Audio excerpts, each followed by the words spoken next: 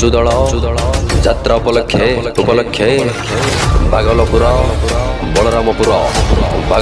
बलरामपुर यात्रा पड़िया मार्च बाजार गरम हेबो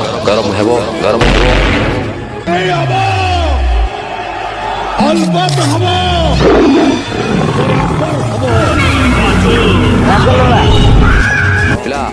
भल लगे तो हाँ पिला दीटा जा पार्टी कंडीशन कराई नो कॉम्प्रोमाइज केवल नाटकीय ढंग खेली रे पूरा डायलॉग ऊपर डायलॉग